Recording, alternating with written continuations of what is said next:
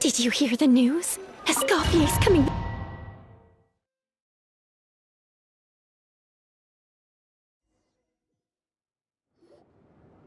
Mesdames et... Savannah?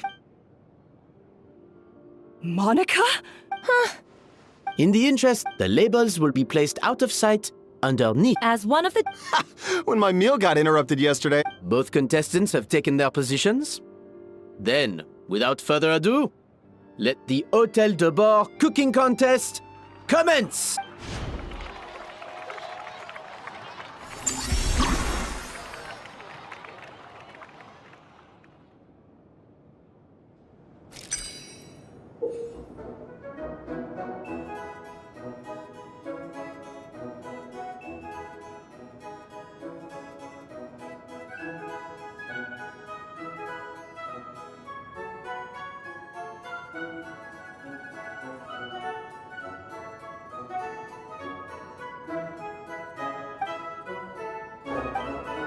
Monica, Traveler, it's go time.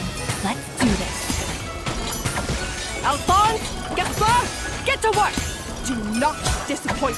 That should be enough flavoring. Now hurry up and balance the flavors.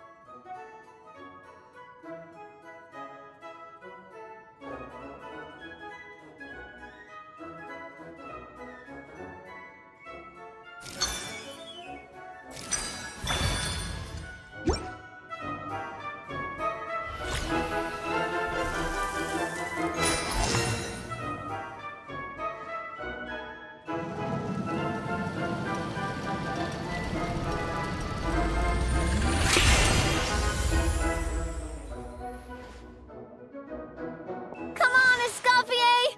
Come on, Traveler!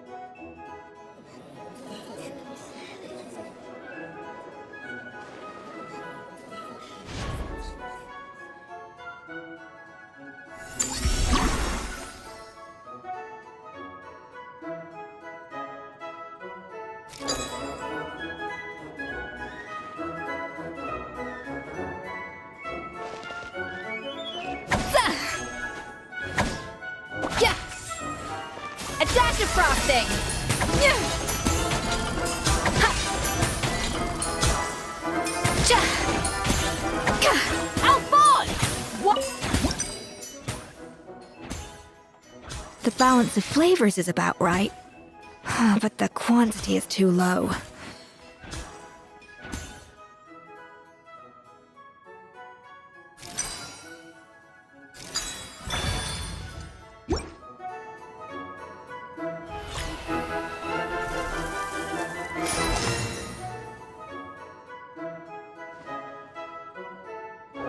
So, what do you think?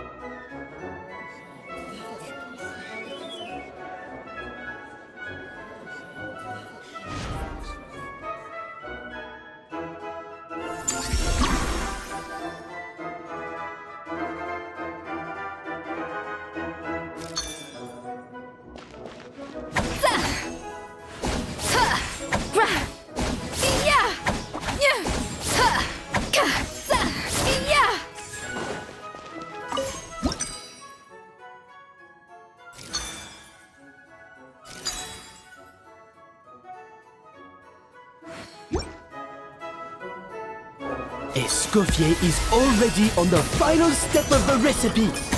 Let's check on Savannah's progress.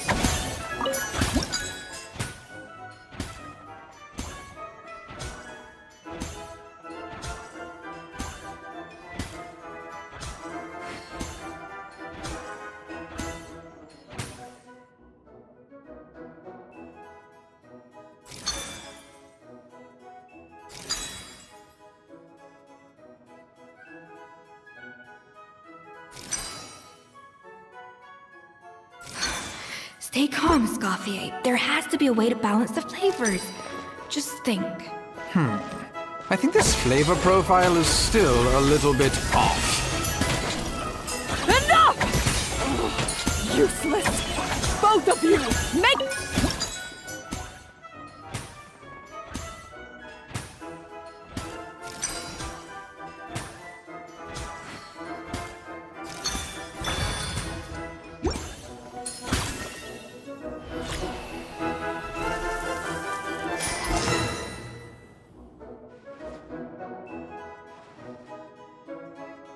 You can't match Escoffier's talent.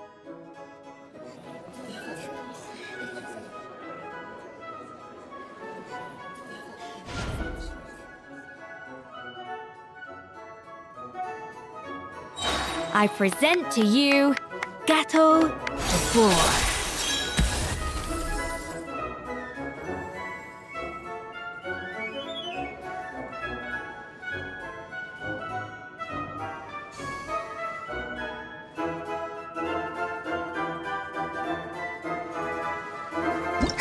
That went just as I expected.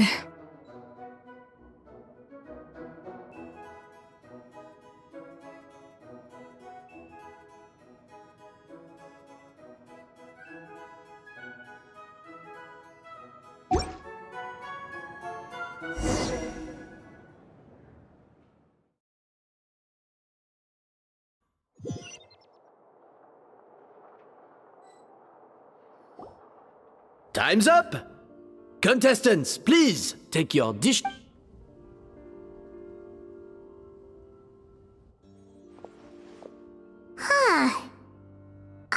We both made the same dish after all. Whoa! This is really rather good. Wonderfully soft and fluffy. Beautifully sweet. This is a masterclass in how to make Gâteau de Bourg. I would give this one at least 9.9 out of 10, only because there's something about the flavor of the base. It's just a little... Huh? Really?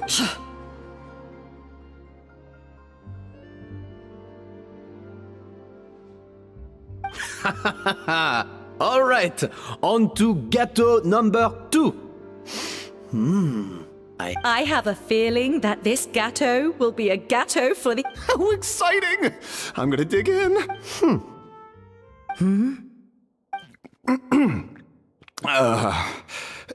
Not just the sugar, it's the flavors too. This is all over the place. It appears the decision is unanimous. And Paimon thought this might actually be close. Turns out she can't bake to save her life.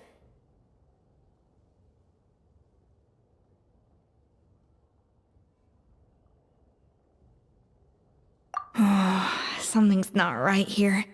Savannah may not be perfect, but no way. I can now declare that the creator of the first gâteau has won this... What? It's Savannah? No! That's impossible! Hey, Savannah! You cheated, didn't you? You cheater! What did you do? Oh, you swapped the plates, didn't you? Well, someone's a sore loser.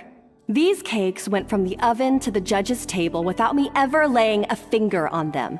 And it was Van Gem's staff who labeled them in the kitchen.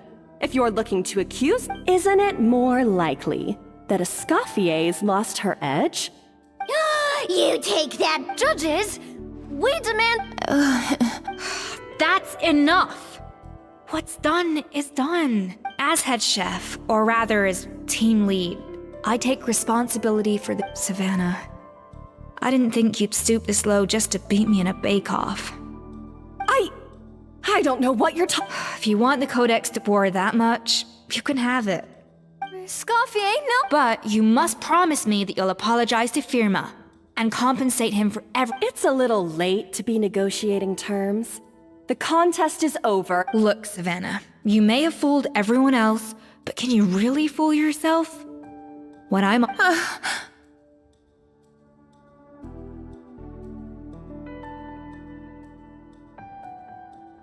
But only on the condition that you promise to stop putting so much pressure on your staff. Fine. I'll treat this as your final handover of duties from... So, will that be all, ex-head chef?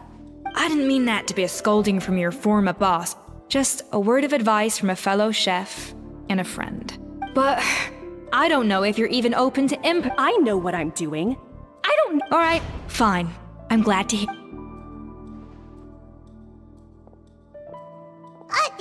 Escoffier? The Codex de Boer! Finally. Escoffier? How could you let her get away with this? Yeah! The Codex is a souvenir of your time? It's all right. It was just a bake-off, not the end of... Besides, it's not all bad. She agreed to compensate fear. Honestly, if I'd have known that giving her the Codex would solve everything, I'd have just done that in the first place. I mean, why bother with the whole cooking contest? It's such a waste of time and energy.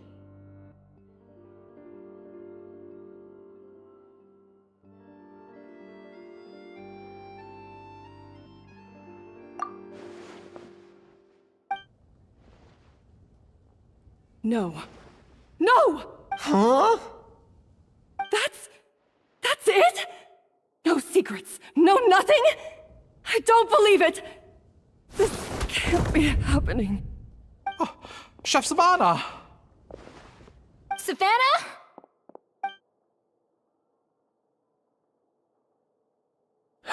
It's nothing life-threatening. Just a lot of pent-up stress and exhaustion. Oh, I knew it. Pent-up stress? The truth is, however hard she might be on the rest of us, Yes, there are nights when she makes us redo things over and over into the wee hours. But for her, it's every night.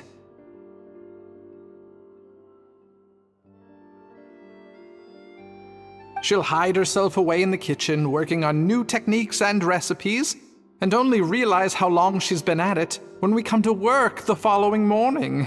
But why? Why? our best guess is... And there it is. Even so, that's no excuse for taking her anger out on the rest of you.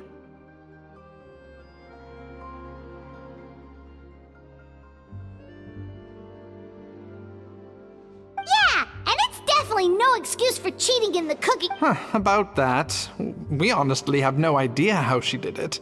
We were focused on our own work the whole time. Leone and Algalia were the ones I tasked with labeling the cakes.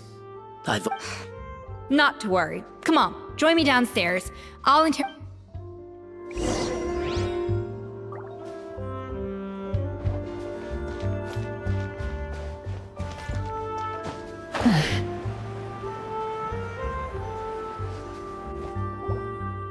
Well, how is it? Oh, this is aggravated assault on my palate. I'd rather eat wet cement than this. Is it really that bad? I made sure that... Oh, relax. This isn't your cake. Savannah never switched the plates. The offending flavors are coming from in between the icing and the cake base, which means someone tampered with it while it was being made. Or in other words, we have a traitor in our midst.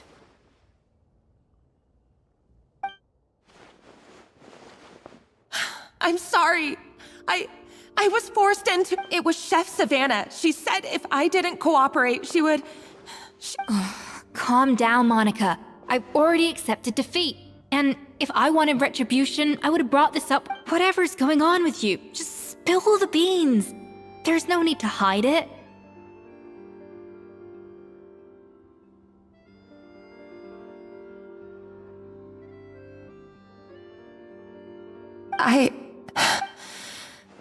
I was the one who caused the... Food safety. Wait, you mean the Lumaline incident? I think so. Savannah and I were on... But I swear I didn't do it on purpose. I had no idea there was an issue with them, and I didn't know it would...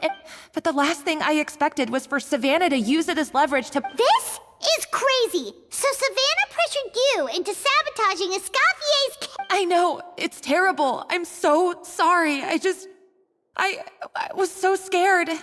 The thought of... I thought Escoffier would hate my guts if she ever found out, and yet somehow That's ended up in me doing something even worse. Seriously? All this fuss over little... Firstly, it's not like I got a life sentence. I did my stint at the fortress, and now I'm out. So you don't need to feel ashamed or frightened or anything like that. You mean... Oh, well, I'm not saying you don't have to take responsibility for your mistakes.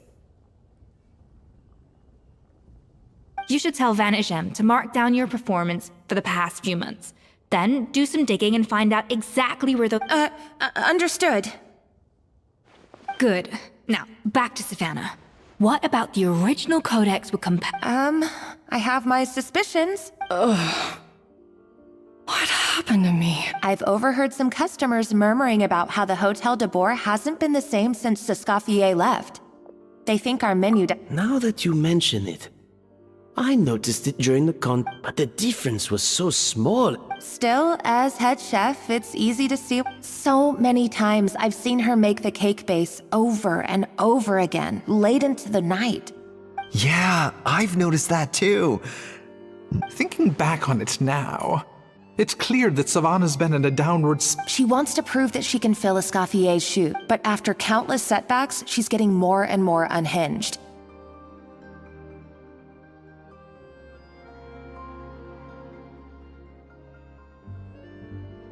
And at some point along the way... Doubting Escoffier? For what? Yeah, it would explain why she was bent on getting the original at any cost. She must have thought Escoffier purposely omitted key details from her recipes when she copied them out. Also, she could retain her place as the #1 chef in Fontaine, the only one privy to all the secrets of the trade. Oh, for goodness sake. What a stupid idea. Of course. Then she finally got the codex only to discover that the secret recipes she's been pining for don't exist at all. Seeing how utterly wrong she was must have been a real shock to the system. It probably brought up everything at once. It overwhelmed her, and she passed out. There's still one thing that doesn't make sense, though. If Savannah had the real recipe all along, how come it tasted different? She might not be on the same level as Escoffier, but surely after like 50 attempts, she'd get it right one of those times. You'd think so, but geniuses like Escoffier are in a league of their own.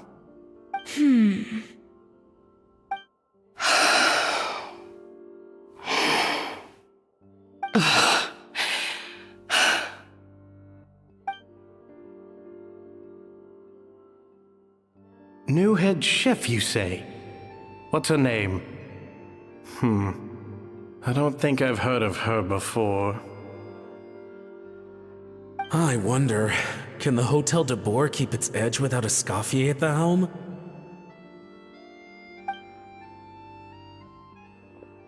This tastes different from last time. Is it undercooked or something? Ugh!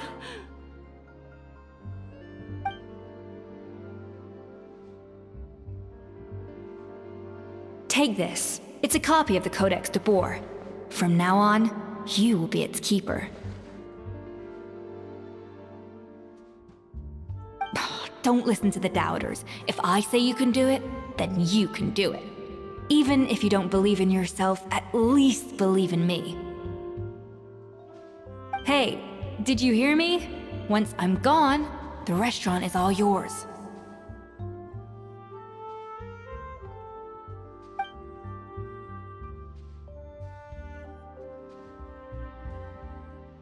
All this time, I've been blaming other people, but maybe I'm the problem.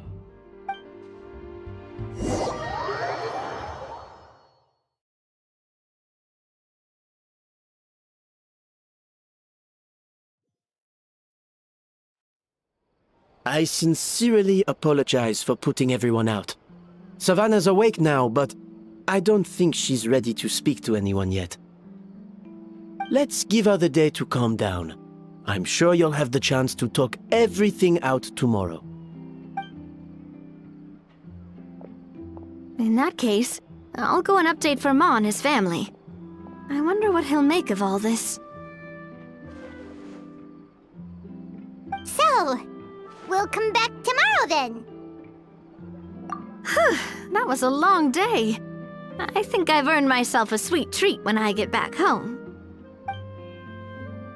Oh, nice! Macarons? Or are you gonna switch it up this time?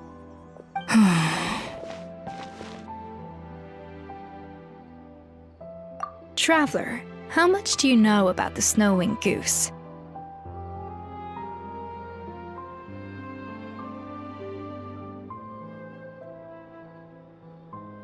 Every year, they migrate long distances in search of a suitable home.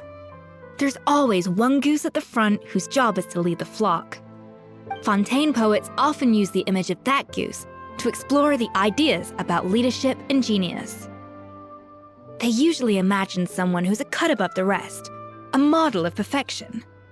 But what those poets don't know is that during a migration, the lead goose is always changing. Once the lead goose shows signs of fatigue, it retreats to the back of the flock and allows another goose to take its place. So the truth is that leadership, with all the responsibilities and pressures that come with it, it's something that everyone takes turns at. But we humans completely miss that fact when we project. I guess what I'm saying is, I don't buy into this notion that there's some sort of gulf between normal and genius. Cooking is a science, not magic. Given the same ingredients, same recipe, and same environment, I see no reason why two different people shouldn't be able to create the exact same dish. Of course, some people have a more sensitive palate than others, and some people are just born bolder or more conscientious. But these are all variables that can be accounted for with time and practice. I'd have no reason to expect so much from others if I believed that perfection can only come from the hands of a genius. The only reason I hold people to high standards is because, well, I believe they're capable of greatness. Okay, I've made up my mind. I'm gonna get to the bottom of why Savannah failed. And come tomorrow, I'll give her the scolding of her life, pointing out all the mistakes she's made along the way.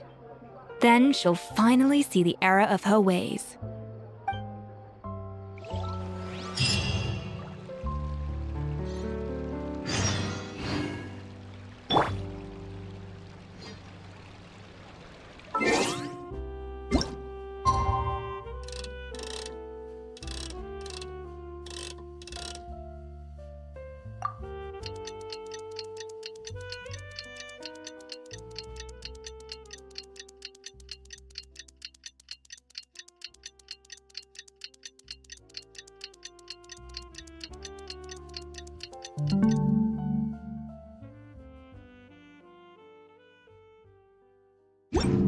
Benny's adventure team!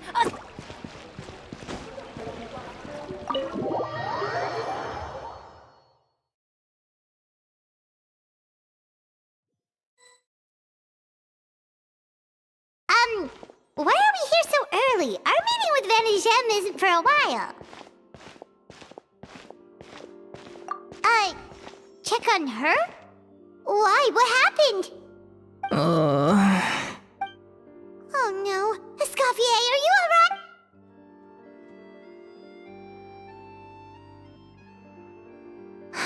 I'm fine. Just need to get some more coffee in me. Huh? What happened to my coffee? Did I really drink it all?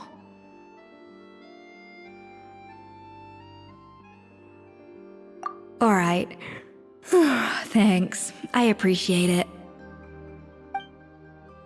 Well, there's cooking facilities here. Or we could just grab a cup of coffee from Cafe Lutece, but either way, hurry!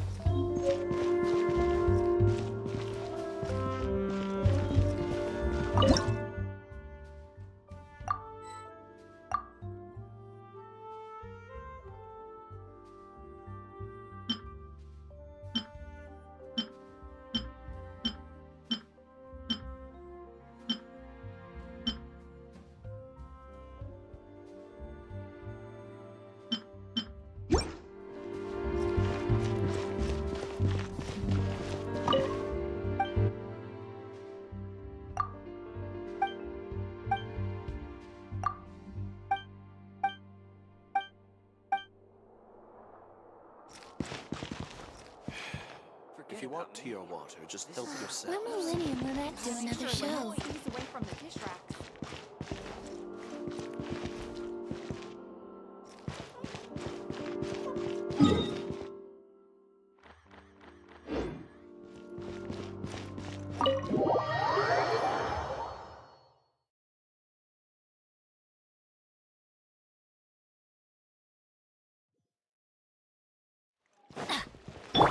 Full throttle!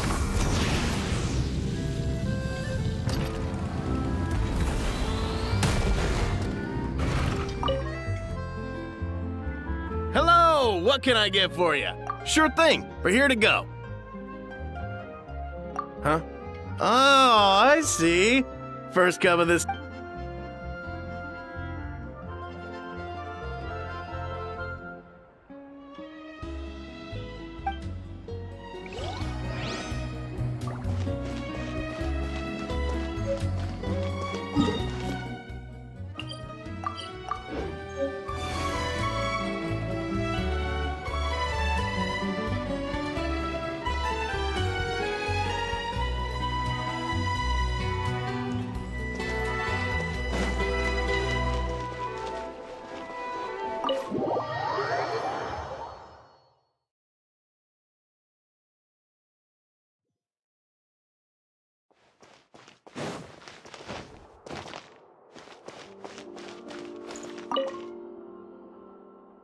Coffee.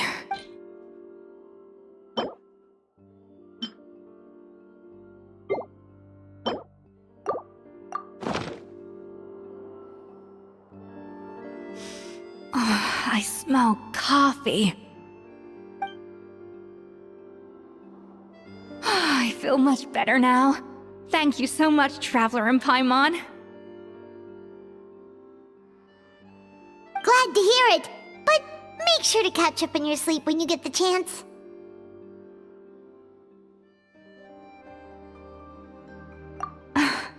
I think I figured out where the problem lies. Honestly, it's ridiculous. I don't know whether to laugh or cry. Wait, what investigation? What are you guys talking about? I'll save it for when everyone else gets here. It's so stupidly small. I can't believe it's caused so much. Yes, except my failures were stepping stones to success. Escoffier! Have you seen Savannah? Huh? No, not since yesterday. Why? What's wrong? After seeing her home yesterday, we were all a little concerned about how she was doing. So, I dropped by her place early this morning to check on her. Only to find an empty house with the doors wide open. I left Alphonse and the others to keep watch at her home, while I checked the Hôtel de Bord. I'm worried something bad might have happened. If she's not here, then where could she be? Boss, Escoffier, bad news. Alphonse? You're supposed to be keeping watch at Savannah's house. We were, but then, just after you left, we found this stuff in her house. Oh, looks like a map with a bunch of random places circled. What does it mean? Wait a second. This feels familiar. I'm sure these places are all connected somehow. Of course, from the Codex. Yeah, but I don't understand. The adventure logs in the Codex are too fragmented to be of any use. How come this map shows all the missing details? The Codex de Bord? Then, this place marked in red out at sea. Could that be the fabled birthplace of Gâteau de Bord? Seriously? So now she set her sights on finding the original recipe and beating Escoffier that way? Ugh, idiot! Does she have a death wish? Those ruins are thousands of years old. Hold on, there's more. Besides the map, we also found these letters.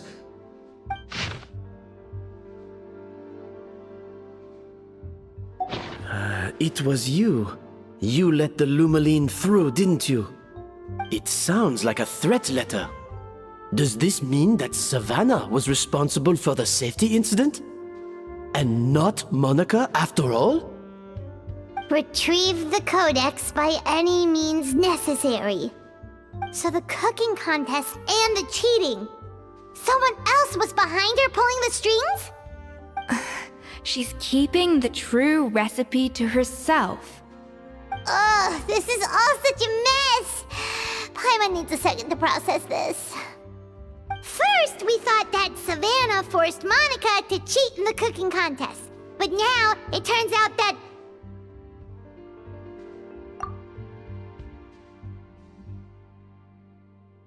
You're finally here.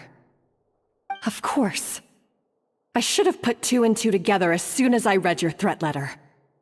The food safety incident, the demand for a cooking contest, even the suggestion that Escoffier was keeping secrets from me. It was all part of your grand plan, wasn't it, Monica?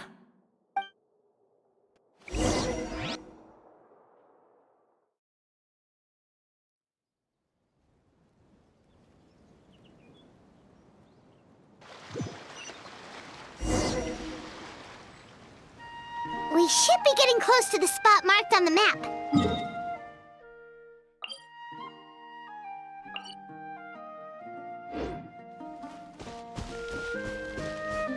Of all the stupid things she's done, this really takes the cake. The moment we find her, I'm gonna curse the living daylights out of her.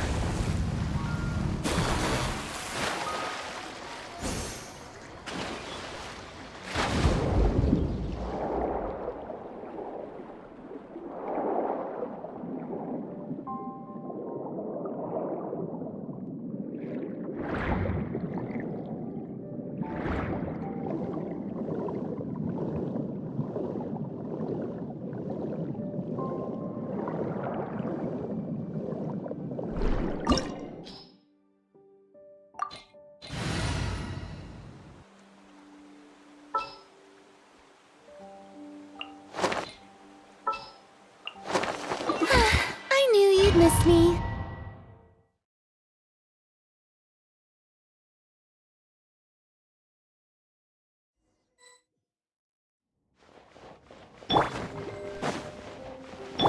Try and stop me!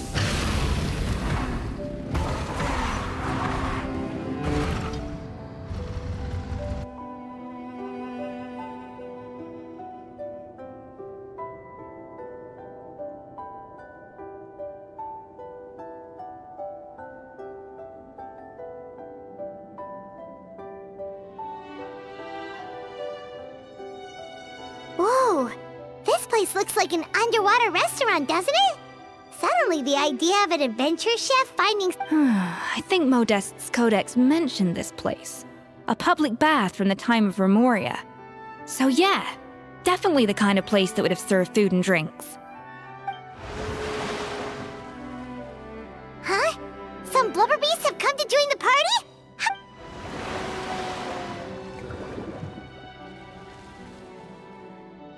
Aw, they ran off! That could be easier said than done. Something's blocking the entrance. Well, did Modeste mention it in his adventure logs by any chance? They must have gotten through somehow. Good point. Yes, that's right. It's coming back to me now. We prepared a banquet for our shy little guests, and as the food flowed away on the current, they broke into a joyous chorus, and the path opened to us.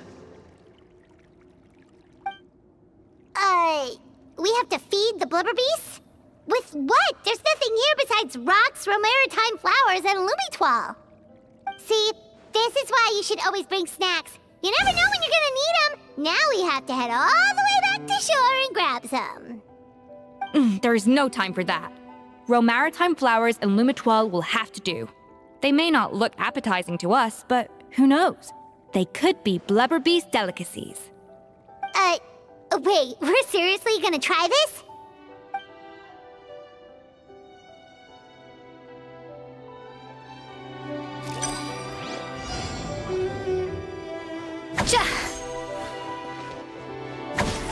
A dash of frosting!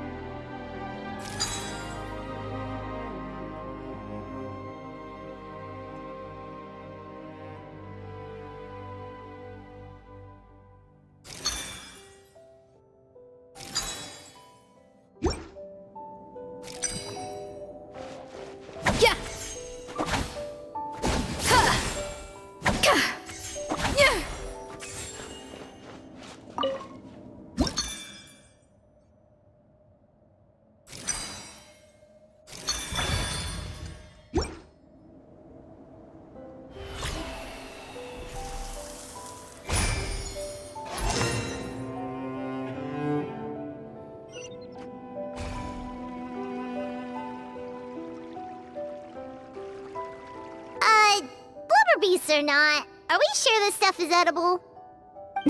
Trust me, they'll love it. Oh, good question. If we try to put them in the pool, we'll probably just scare them off again, and who knows how long they'll be gone. Yes, we can't afford to wait for them to double back.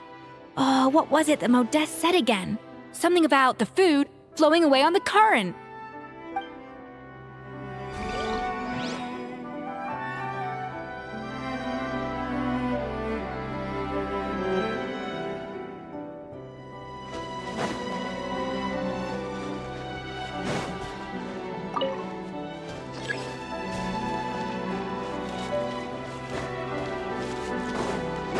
Hey, be careful! Scare them off too much and they might not come back again.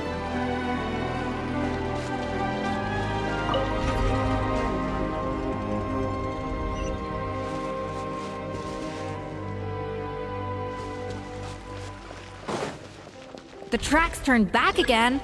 Ugh, so annoying.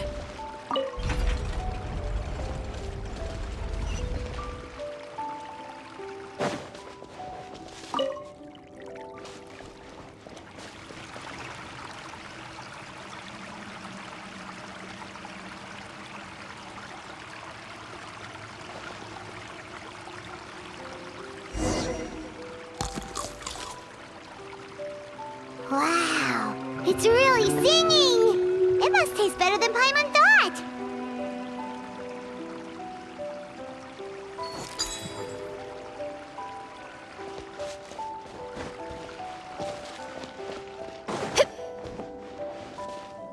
A little amuse-bouche. Ja! Ha! Ja! Ja! Yeah!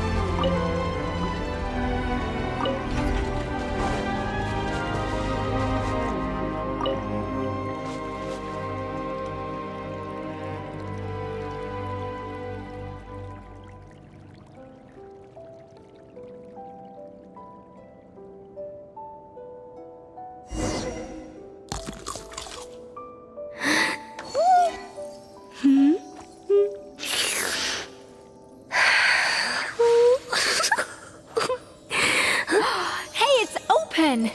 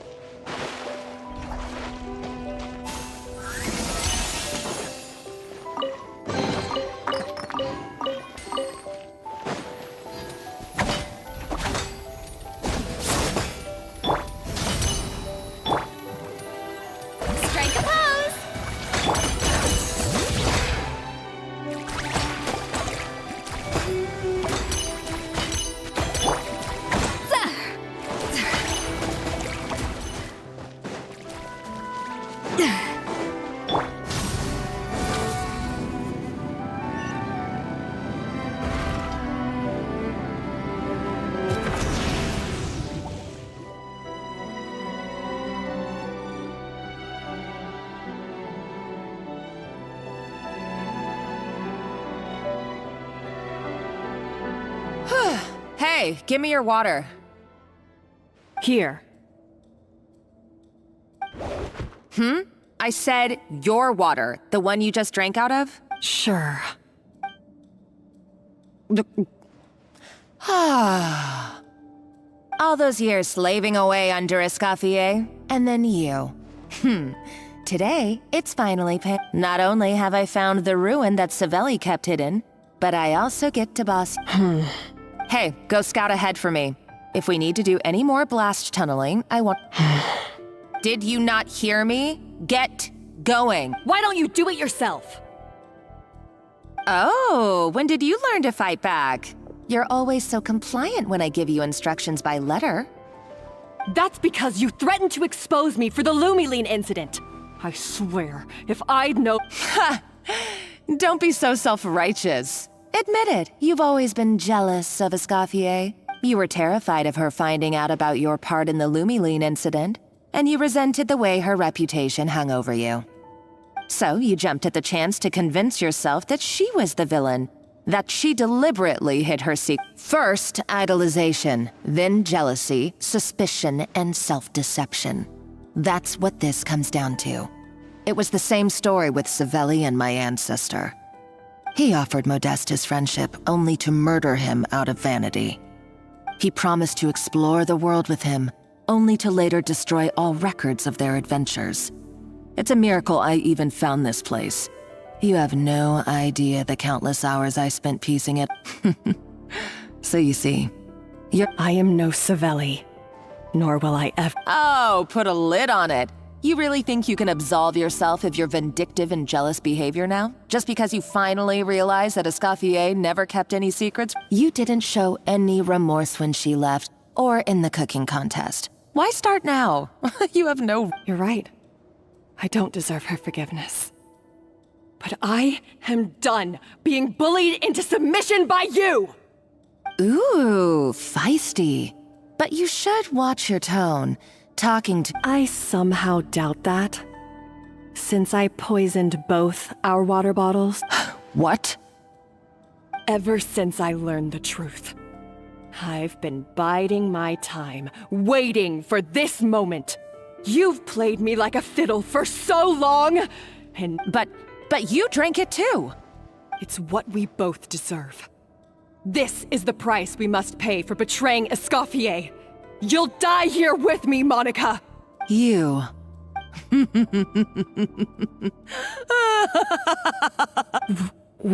What's... Oh, you're too much. I thought I'd play along for a... I saw your dumb plan a mile off. There's no poison in these bottles, just clean. No. Revenge is a dish best served cold, you know? You're a lousy chef, and you make a lousy villain, too. A complete... Everything I ever did was a failure. And now... Hey, why don't you try your hand at being a comedian in your next life? You got a good laugh out of... You should have just done like I asked, Savannah. All I wanted you to do was scout the ruins for me. Stop right there! Let her go, Monica! We've got you surrounded! Escoffier? Ugh, looks like I'll have to keep you around for a little longer. You can't! Stay back if you want her alive! Escoffier and the Traveler. Monica, what are you hoping to achieve by this? A recipe! You chefs are all blinded by... Modeste had a secret. The truth behind his so-called genius. The je ne sais quoi... Are you serious? You're here because of a gâteau? I couldn't care less about the cake itself. No, he and Savelli were fools. A priceless treasure of Remoria in the palms of their hands. We're talking about a powerful stimulant that also sharpens the senses. That's no cooking ingredient. It's a groundbreaking drug. That's right. I've done my research. It was a drug that Remoria developed for their war machine. Will you listen to yourself? You're completely delusional. My eyes are wide open. Just wait till I get my hands on this treasure. You'll see what a fool you've been.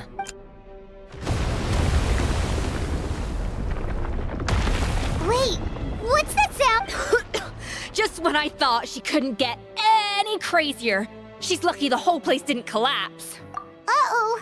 Savannah's going too! Monica must have taken her. Oh, what a coward.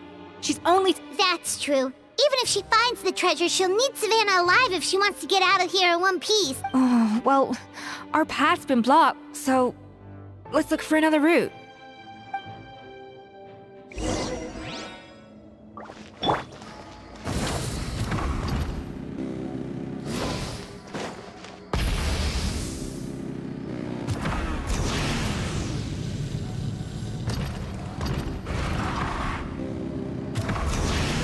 The water looks pretty deep here. Maybe it leads somewhere.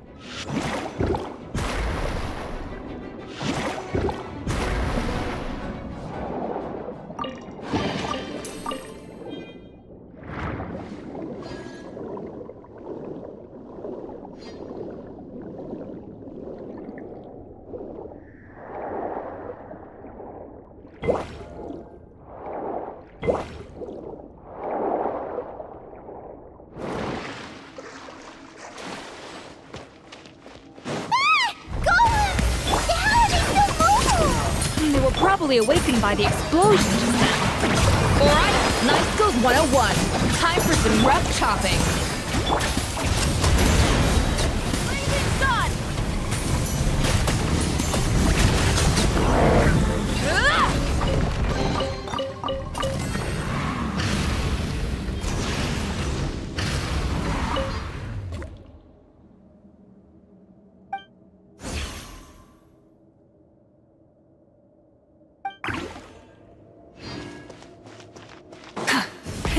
Rev the engines!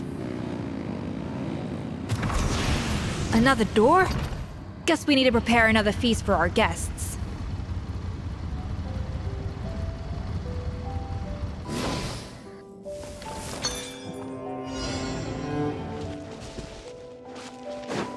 Huh. A little amuse-bouche!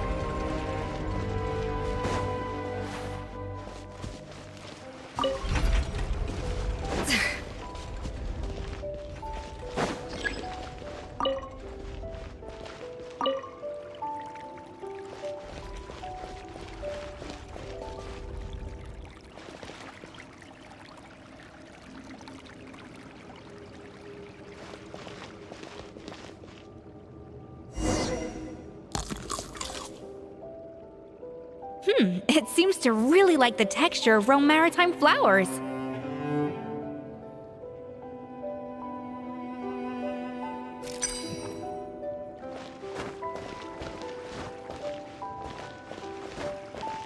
Up to the freezer!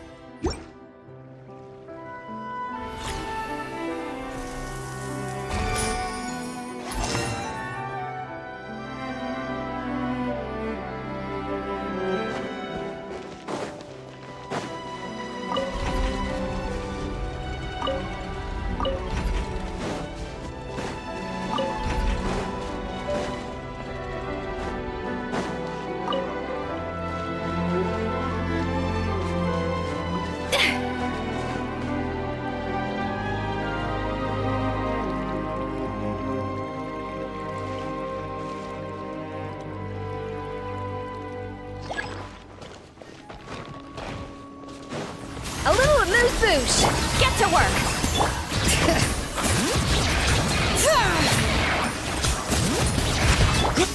Strike a pose!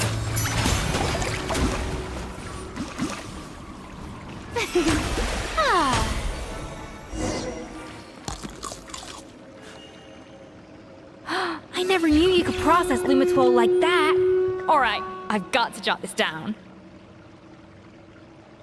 Lumitwols and maritime flowers. This could open the door to a whole new world. Yep, that's literally the plan. Wait, hold on. Which door are you talking about? Try and stop me!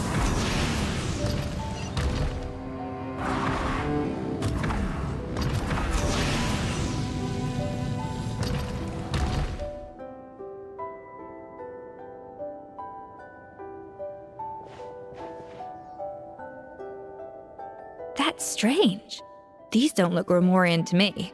More like last century Fontaine. Adventurers from last century Fontaine, huh?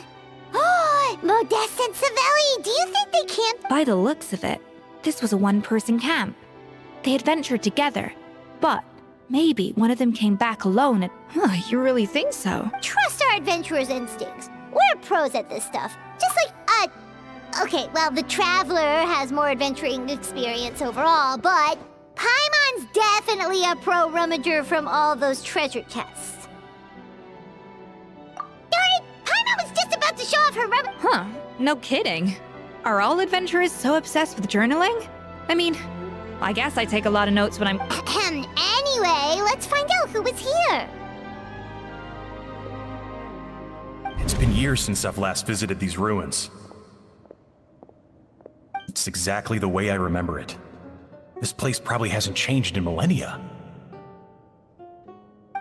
Sadly, up above, on dry land, everything has changed. The treasure of Remoria. That's what we used to call it. Modeste was right about its potential. It turned Gâteau de Bourg into a national sensation. Our limited stock of the substance meant that the gâteau could only be produced on a small scale. But this only drove up the popularity all the more. Modeste was right about that too. He predicted all of it. He was praised as a genius, while I, as the one person who'd ever disagreed with him, was labeled a talentless fool. Modeste tried his best to console me, but I knew better than anyone just how great the gulf was between us.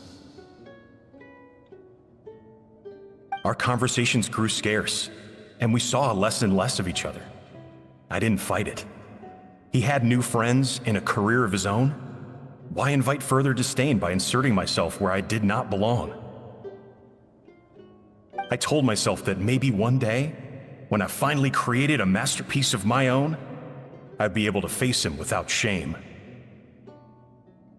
Or maybe one day, when I've put these feelings of self-loathing behind me, I'd be able to ask him with a smile on my face, how about we go on one more adventure, for old time's sake? Unfortunately, that day will never come. So it was Savelli. From the sounds of it, he came back after Modeste had already... I always thought it was just a legend. But if it's true, then this must be the place where they found their secret ingredient. The birthplace of Gâteau. In that case, what does that say about the death of Modeste? The taste of Gâteau de Bourg has changed. Modeste was convinced of this, even though everyone swore they couldn't tell. Being the perfectionist that he was, he refused to accept even the slightest flaw in his work. He stopped all sales of the product, locked himself away in the kitchen, but as he baked and taste tested over and over again, he found he only strayed further and further from the original taste. It was only when he was sipping on coffee one day and realized he could not taste the bitterness that the truth finally dawned on him. What had changed was not the gâteau, but his sense of taste. The treasure of Remoria stimulates the senses, taste included, and invigorates the spirit. In the short term, it offers people the ultimate gourmet experience, but in the long term, it dulls their senses entirely. In hindsight, it made perfect sense. After all, why would a culture that sought liberation from the constraints of their bodies care for the loss of their senses? But we realized it too late. We were just too late. Over the course of his many culinary experiments, Modeste exhausted the remaining supply of the treasure of Remoria. He consumed it all himself. The finest culinary talent of his generation now faced a future in which he would never be able to taste anything ever again. Finally, in despair, he took his own life. And because we had become estranged, I could not be there to stop him, to offer some words of comfort, or even to say goodbye. Yet despite everything, he sent me his final letter. The treasure of Remoria? Guess Monica was really onto something. It really was a kind of drug. So, Modeste chose to end his own life. Then, why all the rumors that Savelli murdered him? Also, neither the Codex nor any other contemporary records make any mention of the treasure of Remoria. It's almost as if someone deliberately erased it from history. Modeste told me everything in his final letter. His was a tale of how even a genius could fail, and how much more devastating it is when it happens. Did he hope I would gain some personal catharsis from knowing the truth? Or maybe he wished for me to warn the public about the dangers of Gâteau de Bourg, proving that I had been right all along. But if the public ever learned how Modeste's greatest triumph became his undoing, his fall from grace would be swift and merciless. 1 minute a genius, the next a joke. It would surely spell the end for his restaurant too. What would be his legacy then? How would future generations view everything we built together? I fear the scorn I have faced these last years would pale in comparison to the scorn shown to him by the history books. I cannot let that come to pass. I will do what I must to protect his name. It will mean tampering with his notes to remove the damning details, leaving mere fragments of our story behind. It may lead his family to suspect me of having a hand in his demise. But if that's the price of destroying all evidence of my crimes, then so be it. I would rather the world believe a tale of genius and jealousy than see his reputation in tatters. The final loose end is the evidence here, at the bottom of the sea.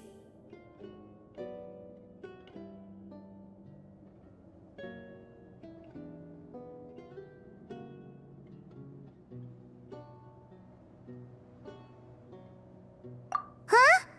What's wrong?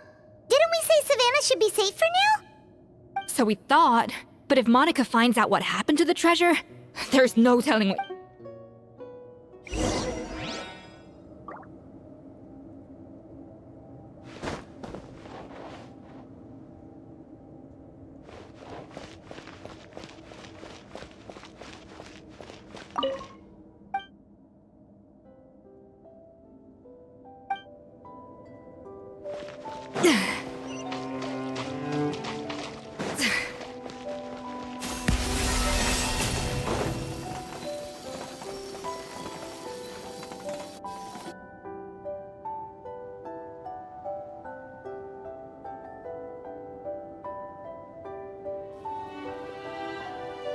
The treasure of Remoria. I have found you at last. Savelli, you tried your best to bury the truth, but you underestimated the children of Modeste. But I have to thank you too, Savannah. Without your help retrieving the Codex, and with it the last piece of the puzzle, I may never have found this place. But now, finally, the secret to Remoria's military might is within my grasp. The treasure of Remoria is mine! Oh. It's empty. It's empty? Monica? Oh, we were seconds too late. Escoffier? What's the deal with that jar? Savelli's final act! He wanted to conceal the secret of the treasure forevermore and make sure it would never harm anyone again. So he came here after his friend's death and destroyed every last shred that remained. This can't be happening. All the years I spent piecing together the truth. All my painstaking planning. All that for an empty jar? Monica, don't do anything stupid. This ruin is more dangerous than you realize. Oh, shut your pie hole! Praise be to Lord Remus. You barbarian shall be slain. She's a nutcase, a liability to herself and everyone else. Well, now it's up to us to clean up the mess she's made. Take these golems out. A dash of frosting.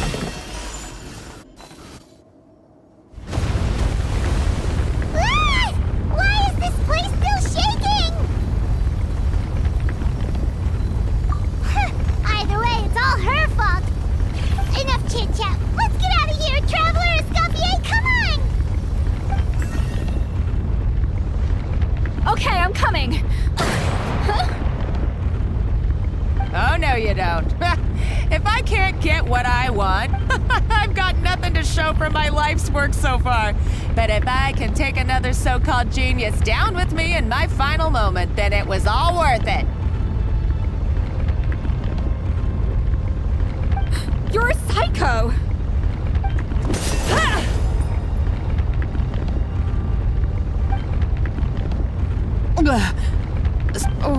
When did you... I may be a lousy chef, but it looks like I'm not a complete waste of space. Traveler?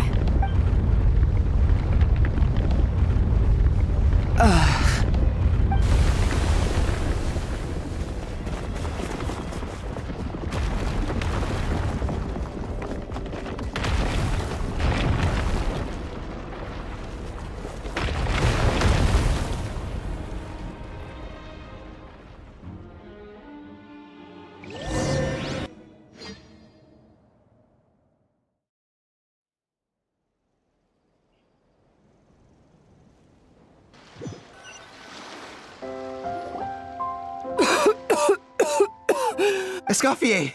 Savannah! Traveler! And Paimon! Venegem, what are you all doing here? What did you expect us to do? Stay at the restaurant and sit on our merry derrieres? While the travel... We had to do something. Even though that something ended up being, well, waiting for you here instead. I don't deserve any of you. And I certainly don't deserve to be your head chef. It was my fault Escoffier had to leave. Then I couldn't live up to her standards. I acted like a tyrant in the kitchen. And now I almost got myself killed. Come back, Escoffier. Come and be our head chef again. I'll never be able to replace you. Okay, so everything I said to you the day I left, it just went in one ear and out the other? Huh? Sorry, I was kinda in my own head at the time. All I could think about was the Lumiline situation. What was it you said again? Forget it. It doesn't matter. Anyway, I didn't leave this job because of you. And you're not nearly as awful a chef as you think. If you were that bad, why would all your staff show up here for you? Escoffier's right. Sure, you nitpick our work and get us to do things over a lot. But when it comes down to it, you're the one who's always doing whatever it takes to make sure the customers get served on time, every time. Things were pretty rough after Escoffier left. And Savannah's the only reason we've been able to make it through. Our customers know that Escoffier doesn't work for us anymore. But the fact is, they keep coming back. If that's not an endorsement of your work, I don't know what is. At the end of the day, we're all human, and we all make mistakes. All we can do is recognize where we get it wrong and do our best to improve. That's all that's humanly possible. No, I get what you're saying, but what I did to Farmeando and to Escoffier, it's unforgivable! Well, about that, there's someone else here to see you, Chef. It's been a while, Chef Savannah. Farmeando? I'm so sorry. I put far too much pressure on you. And the way I stubbornly refused to go and see you after you fell ill. There's no excuse.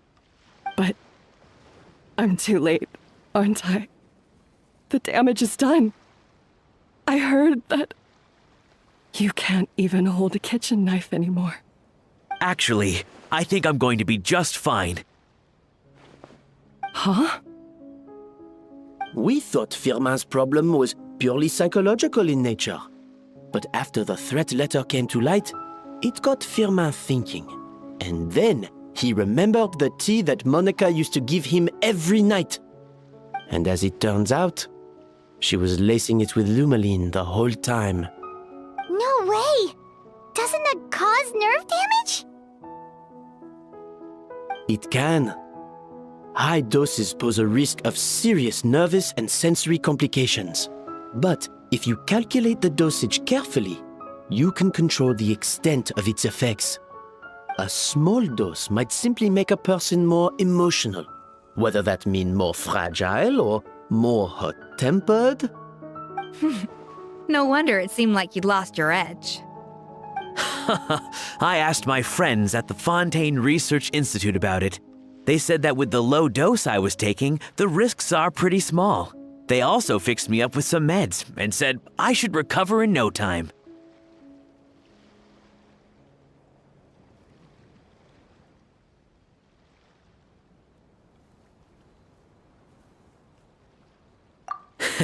Well, that's what happens when you give someone a little bit of hope to cling on to.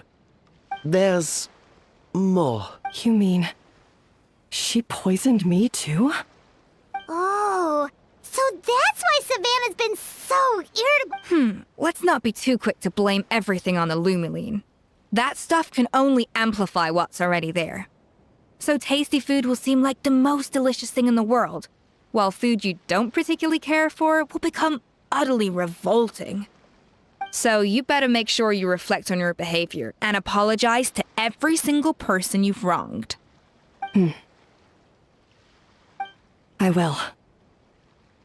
I'm sorry. There's still one question that's really bugging me. Why is it that no matter what I do, my Gâteau de Bourg never tastes the same as yours? Is it just... is it because you're a genius and I'm not? It's because the heating element in your oven is broken, you silly goose. What? Huh?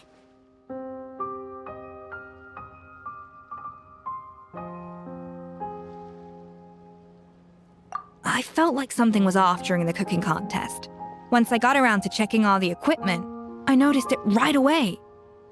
All the ovens in the whole kitchen had the same problem, which confused me at the time, but by this point, I would have figured it out the day of the bake-off, since the issue affected both our teams. But of course, Monica said— No. I spent so long trying to find out where I was going wrong, and then you pinpoint the problem in just one night? It all comes back to one simple... Oh, cut it out! Stop the woe is me act for a second and just think. Do you know how long I spent perfecting my Gâteau de Bourg? And you've been head chef now for what, 6 months? If that? A couple hundred failed attempts, and you clearly have no idea how many— Genius or not, everyone makes mistakes. Modeste did, Savelli did. You're only a lousy chef if you don't face up to your mistakes, learn from them, and then keep chipping away until you crack the problem once and for all. Surely you haven't forgotten all that. You were no lousy chef back when I handed you the reins. I haven't forgotten. And I'll make sure I never do. That's our head chef. Haha! Sounds like we won't need another changing of the guard in the Hotel de Bord kitchen anytime soon. Huzzah! Aw, what a perfect ending to a crazy journey. Look how happy everyone is. So you got your mojo back? Yeah. Thanks to you, Escoffier. In fact, no. Aw, friends again. So nice to see them finally settle their beef.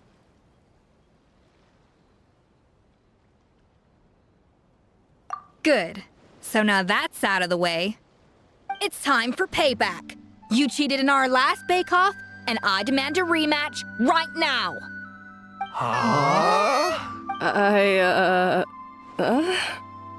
But that was mostly Monica's fault, wasn't it? Right. And also, does it have to be right now? Savannah's only just got her mojo back, and you barely escaped from a death trap. No excuses. This is a cooking contest between two top chefs, so grab your spatula and get ready, because this rematch is happening today. Right now, this... Hey, so, this whole time... The second cooking contest commences now! This time, no more games, and no holding back!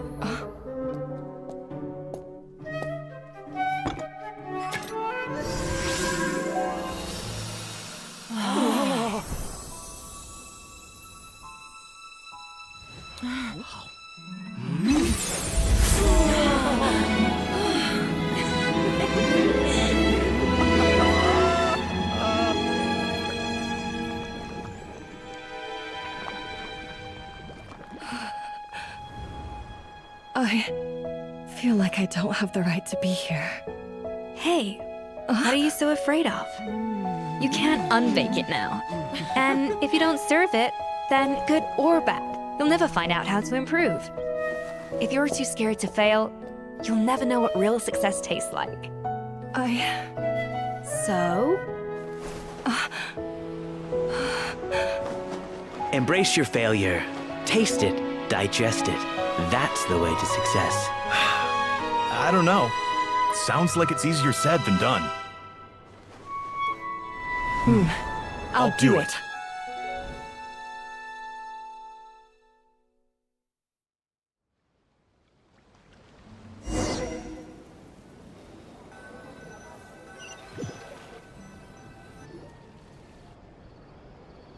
The results are in! A landslide victory for Escoffier! Quite rightly, too. Piece of cake.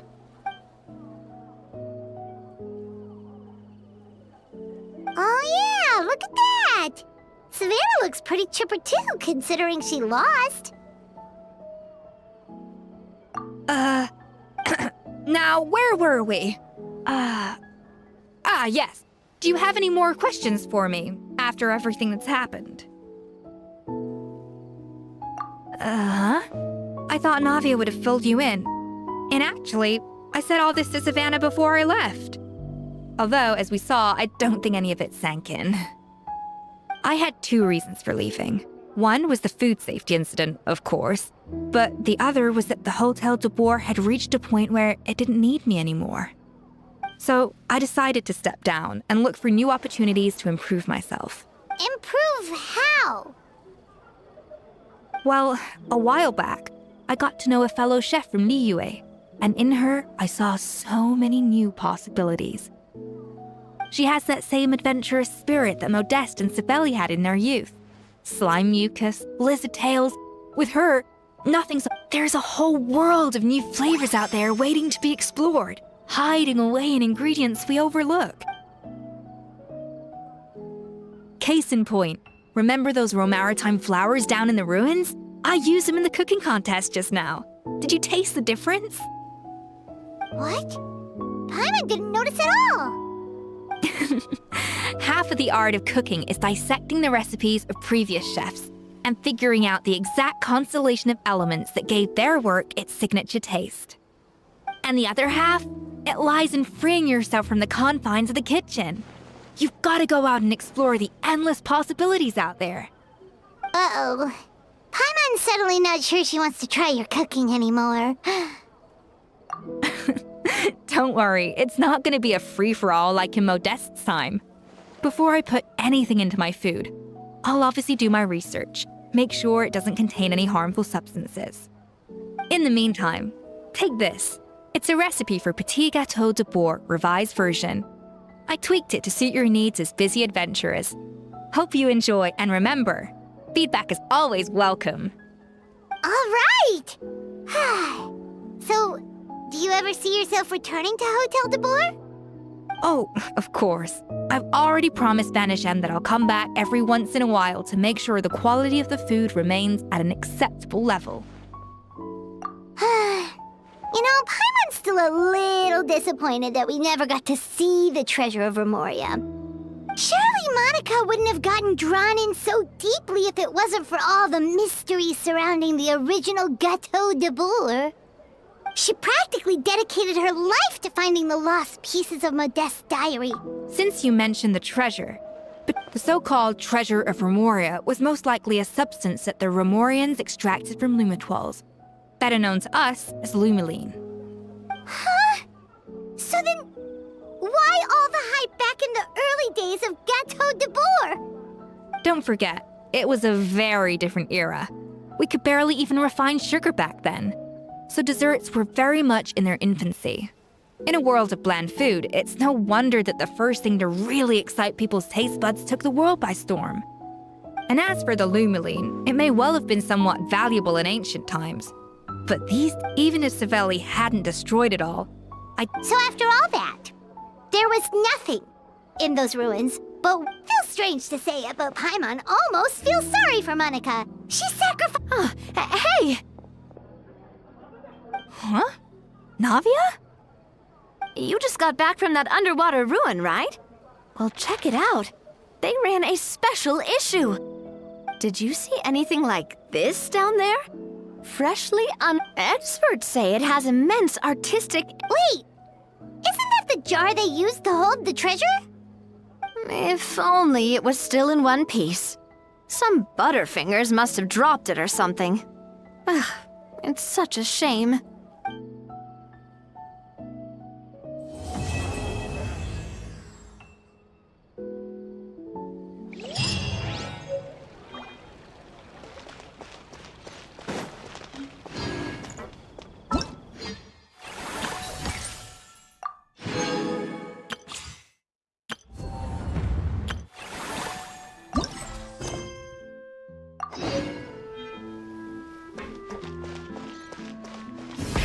Rev the engines!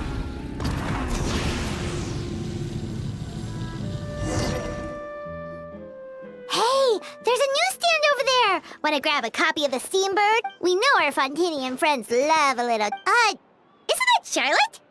And standing— How about lost treasure resurfaced?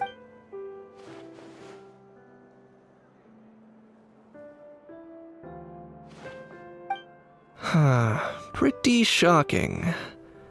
But it still feels like it's missing something. Ah, Udex gravely wounded in shocking stabbing. Set to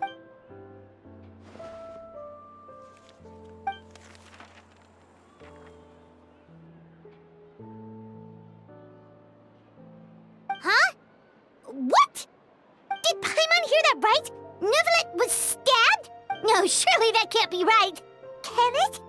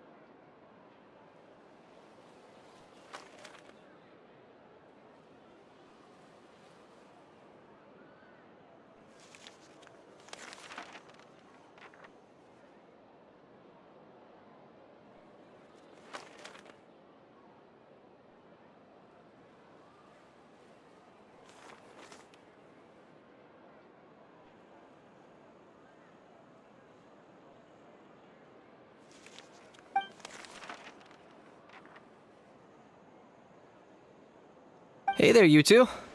Fancy running into you here. Yeah, that, and also a less than pleasant. What the heck was all that about a saurian meat restaurant and the eunuchs getting stabbed? Please say you weren't being serious.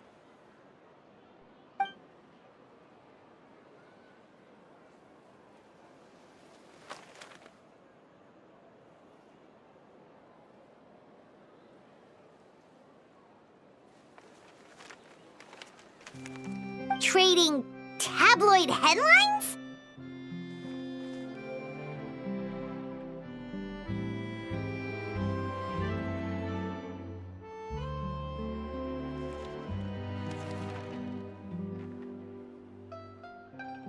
Yeah. Charlotte and I were having a little contest to see who. Either I got lucky, or I have a knack for honing in on the most outrageous.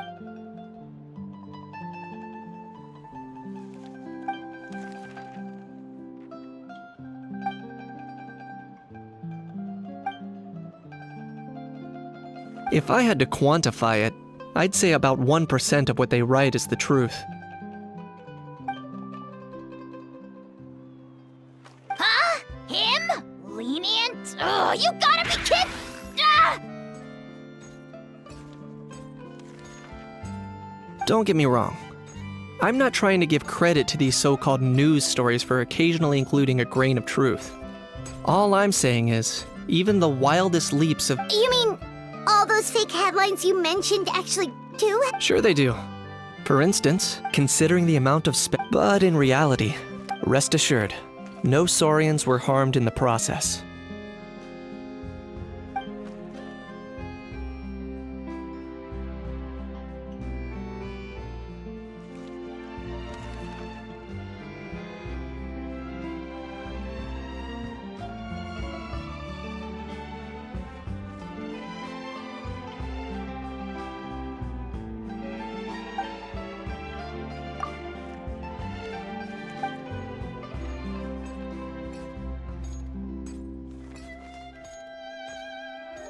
Oh, okay!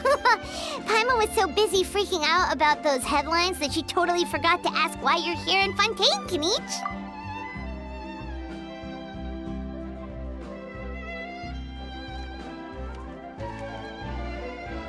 It was a pretty open and shut case, and my testimony in court was clear enough. But I'm guessing, Mademoiselle Charlotte, that you're less interested in the case than you are in trying to uncover some news stories about Natlan. I appreciate your kind invitation, but like I said, storytelling isn't really my forte.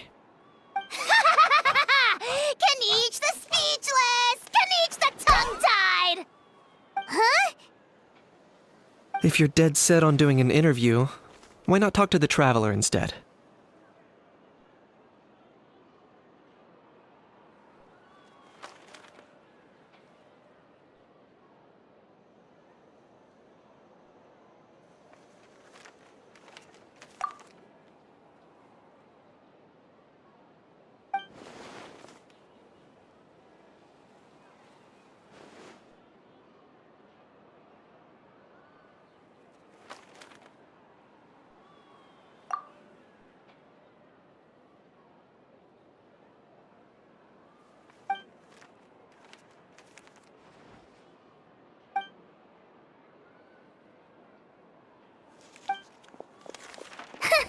Charlotte never stops, does she? Anyway, Paimon just has to ask. That owl thing that popped out before, or was it a howl? It kind of looked like a howl, but at the same time... Oh, that thing. Yeah, that was a howl. Huh? What's up with him? Like, he's still noisy, but he's way quieter than before. It's like he's trying to hide or something.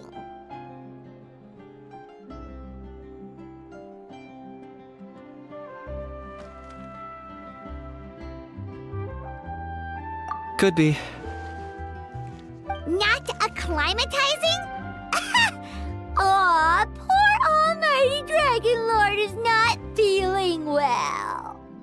Too bad he can't come out to argue back.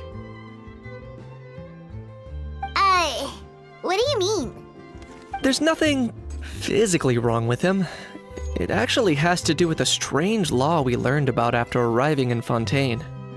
Apparently, it's forbidden to release flying objects within Fontaine city limits during the first 3 days of each month. Paimon sure does! Paimon's been down this road before. There's an easy solution. As long as Kaniche holds onto a house tail, he'll be considered an Almighty Dragon Lord balloon, not a flying Almighty Dragon Lord. Not gonna lie, I was considering that. But Ahau wasn't too thrilled with the idea of huffing and puffing away in the form of a mini helium balloon. That said, it's pretty annoying how he keeps randomly popping up all of a sudden. Anyway, this morning I saw a notice outside the Palais Mermonia about an event that's set to take place outside the city soon. Something to do with filmmaking. I hear that's all the rage here. I was planning to stay here and do some exploring for a few extra days anyway, so I think I'll go check it out. It'll be a good chance to let that noisy helium balloon out. He might even learn a thing or two. If you're free, why don't you come along?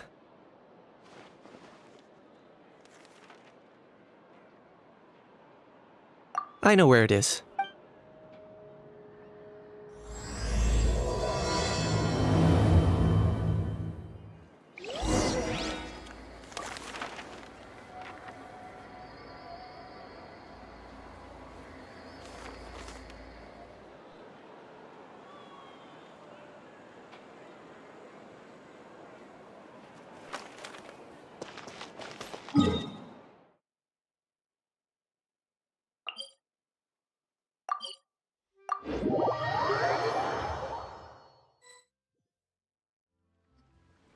Looks like I remembered correctly. Here we are. Wow, this is awesome! Hard to believe it was just an empty beach before.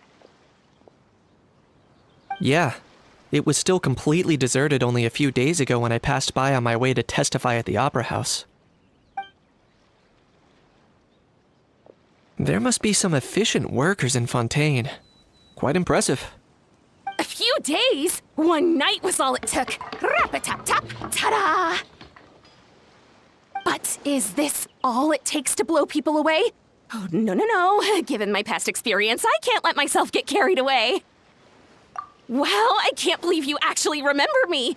It's me, Lepine Pauline. That's right, the unlucky one. Of course! How else would we have managed to build Fantasyland in a single night? Fantasyland? At least that's how I like to think of it myself. A magical land of fantasy, the stuff of film buffs' dreams.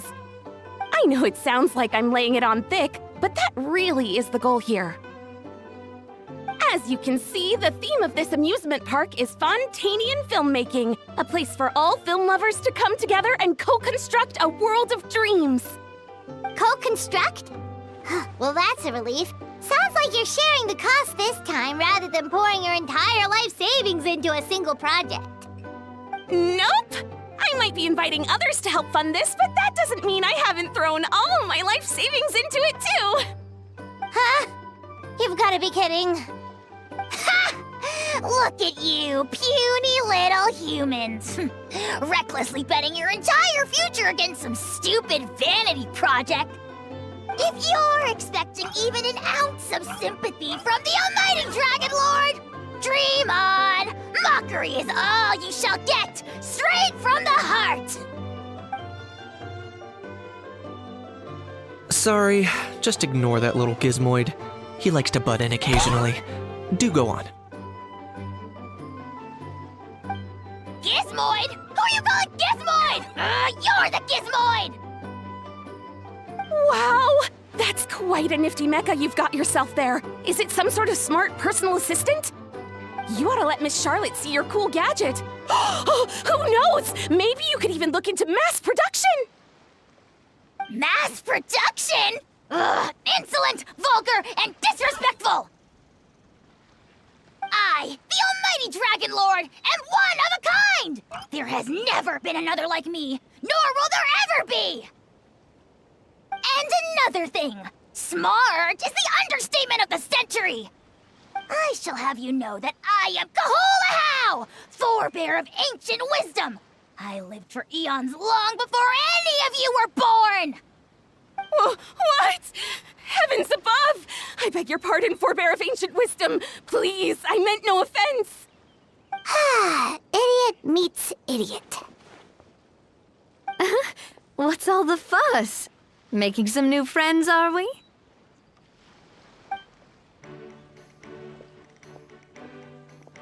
Miss Navia! Allow me to introduce the star behind all the work that's gone into this venue. Miss Navia, president of Fontaine Spina di Rosula. Hello, everyone. Partner, Paimon, how have you been lately? Hello there. I'm Kanich. What about me? What about me? My useless servant can't even give me a proper introduction. You'd think someone yelling their name out in the middle of a public street really needs an introduction? He's not wrong. I caught yours just now, in fact. So, you must be the almighty Dragon Lord, Mr. Ahau. It's a pleasure to meet you.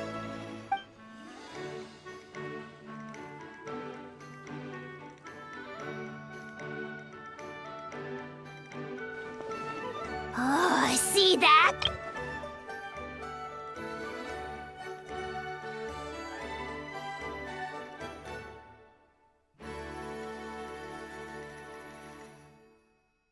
What about me?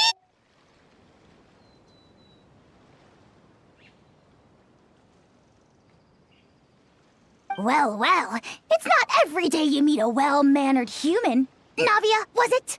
Excellent. You may address the almighty Dragon Lord by his name. Navia, don't you think the title Almighty Dragon Lord is a bit silly? It's no big deal. All little animals do that, don't they?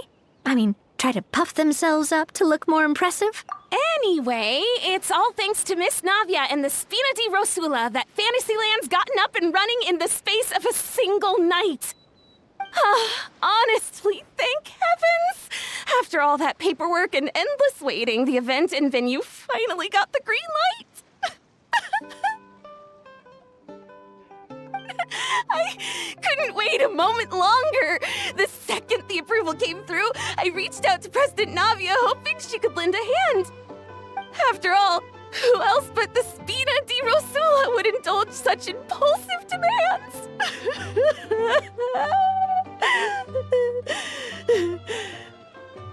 Sorry, traveler. Miss Lapine Pauline sometimes gets a bit overwhelmed by her own excitement, as you can see. I'm guessing she hasn't gone into much detail about the event yet, so let me fill you in. In short, the Cheval Moran Film Fantasyland is a fan convention that's open to film enthusiasts from all over Teyvat. Miss Lapine Pauline is hosting this event and also providing technical support. Huh? Cheval Moran? That's right! The one and only Surintendant Cheval Moran! After much persistence and many solicitations, I finally obtained Lady Farina's permission to use the image of her close friend. Not only is our adorable mascot drawing in fans by the minute, but she's also boosting her own popularity. And that was always the goal, a win-win arrangement. It's been a while since we last met, but still, it's a surprise to hear Lapine Pauline coming out with such sensible ideas. By the way, Miss Lapine Pauline, have you decided to switch careers and go into film tech? Not exactly. By chance, one of the prototype lenses I developed caught a photographer's eye, and it's now being used for the latest cinematic productions. Thanks to this unexpected opportunity, I've had the chance to invent various film-related equipment and props. That's right. So don't underestimate Miss Lapine Pauline, our resident engineer. She's the technical powerhouse at the core of this entire event. As for the Spina di Rosula, we're mainly here to take care of planning, operations, and management. For anyone feeling inspired to set up a booth, Miss Lapine Pauline and I will provide the necessary technical and operational support once their application has been approved. By the way, traveler, are you at all interested in taking part? It would be a chance for you to earn some extra income. Plus, with your skills, I'm sure you could bring something special. Paimon would be even more tempted if you were to, say, throw in one of those fancy feasts she's seen in those gourmet food reels. Well, as it happens, that'll be a piece of cake. Everyone needs to eat, whether they be tourists or the stall owners themselves. So thanks to Miss Navia's help, we've managed to invite none other than the celebrity chef, Miss Escoffier, to run our theme restaurant. Look over there!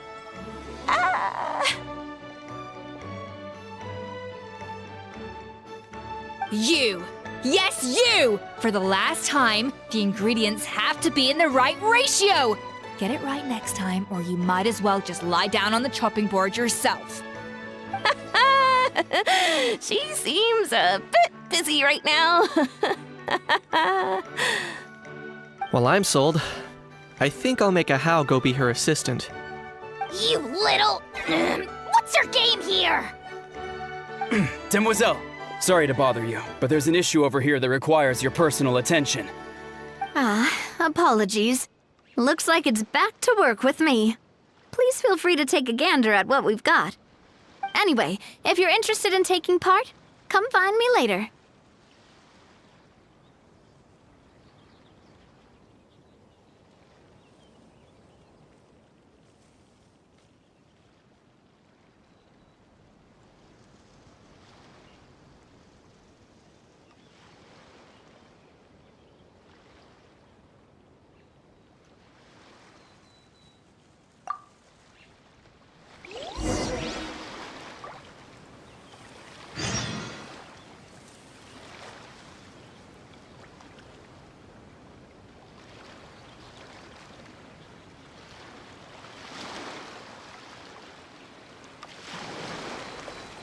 Many insects have a compulsion to follow the light, and humans are the same. Except we call that light hope.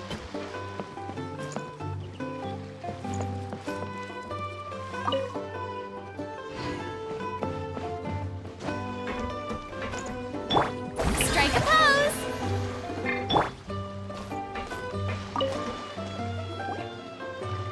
Greetings. Apologies if you overheard my harsh words just now, but I assure you it is entirely necessary.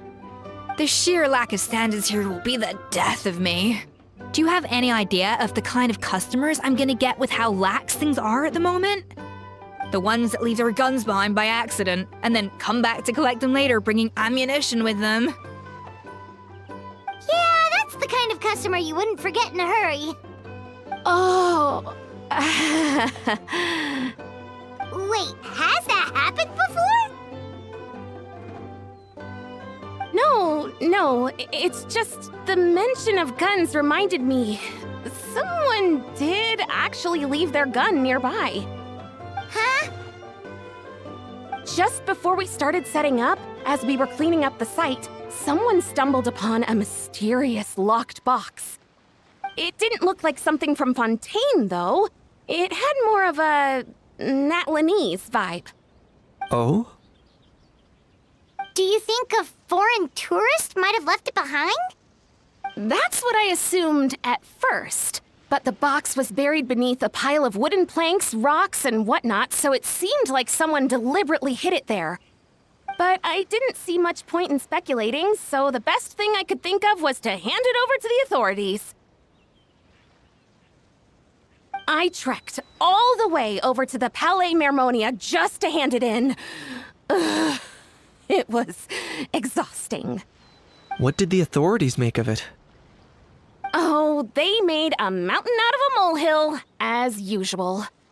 Before even addressing the question of what was actually inside the box, they had several heated discussions about whose responsibility it was to write the lost and found notice. Thankfully, the ever-reliable Officer Sedine stepped up and immediately called in the Marechaussee Phantom to crack the lock and check if there were any dangerous items inside.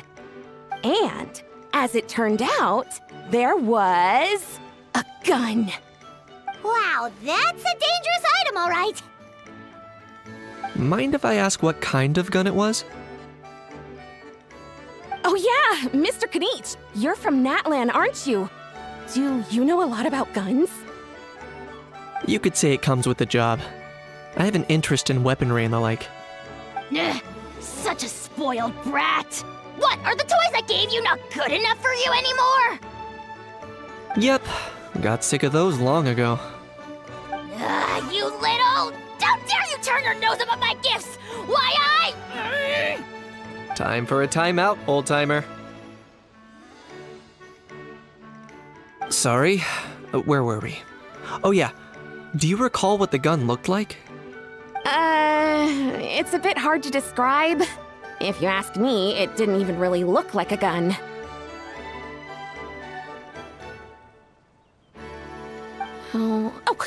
Give me a second. I'll knock out a quick sketch.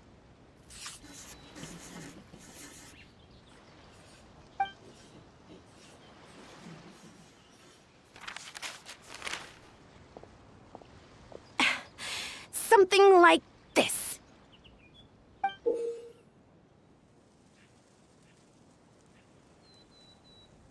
Whoa, it's so neat and precise.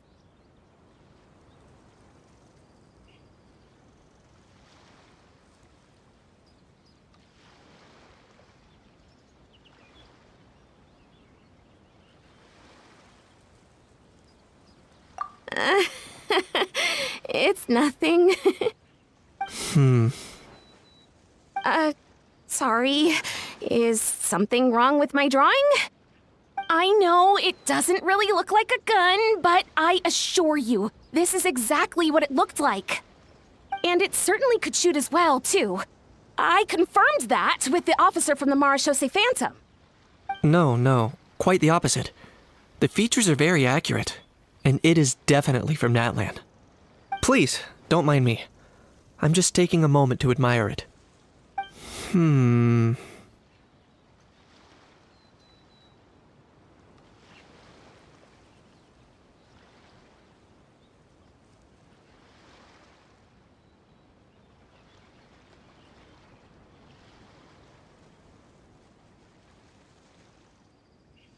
I should be the one thanking you. Thank you, and everyone else for your support. Don't mention it. Besides, we haven't really done anything. Not at all! The buzz and excitement you guys bring is exactly what this event needs. Oh dear, I'm starting to feel a bit guilty watching everyone else toil away. Guess it's about time I got back to work too. But just before I go, one last thing. Traveler, it's wonderful to see you.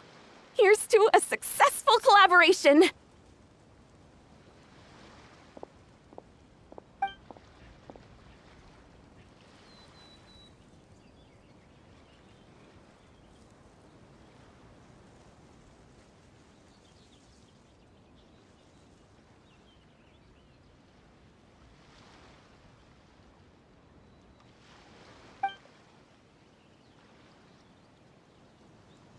I'm sure you noticed that there was something unusual about that gun. Correct. It's most likely an old weapon dug up from some ancient dragon ruins. Based on my experience, it might be more accurate to refer to it as a hand cannon, but in Fontaine terms, it's not wrong to call it a gun. Given why I came here, don't you think it's curious that an ancient dragon relic of unknown origin would turn up like this, out of the blue? I suspect this gun might have something to do with that smuggling case. It might have slipped through the cracks. Time is of the essence, so I'd like to head over to the Palais Mermonia to verify my suspicions.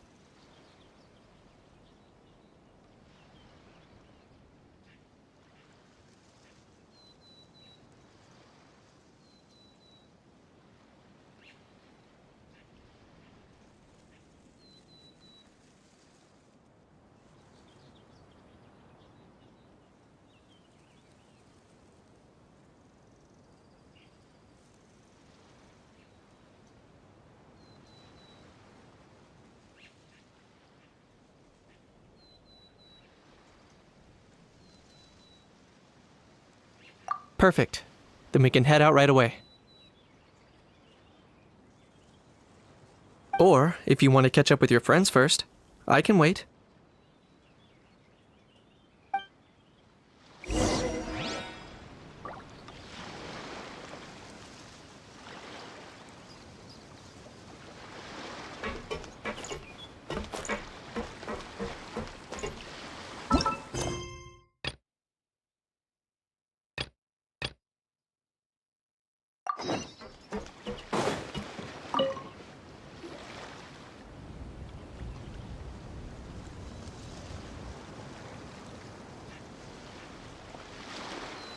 Traveler, it's you! Ready to join the Cheval Moran Film Fantasyland crew?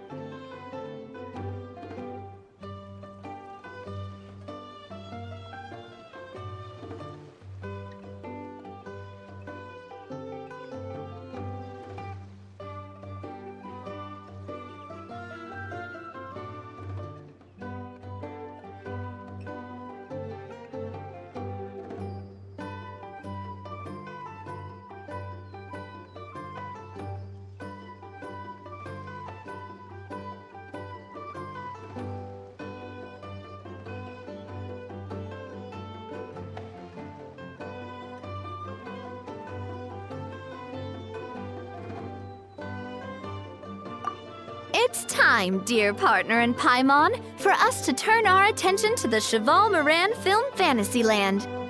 As I mentioned, the park was started up by enthusiasts who brought in the Spina di Rosula to handle the planning, construction, and operations. Of course, enthusiasts aren't typically all-around experts. They usually stick to designing the event booths. We, for our part, handle long-term operations and develop standardized strategy guides for the different activities. Long-term operations? Strategy? It all sounds so complicated. We spend most of our time adventuring and we barely have any experience running a stall. Do you think we can handle this?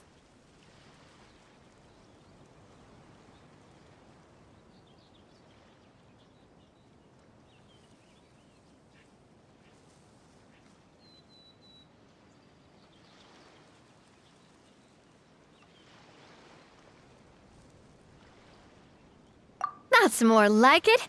You've seen it all before, haven't you, partner?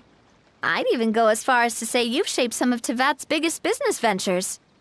Anyway, first things first. Let's get an overview of how the whole festival's gonna be run.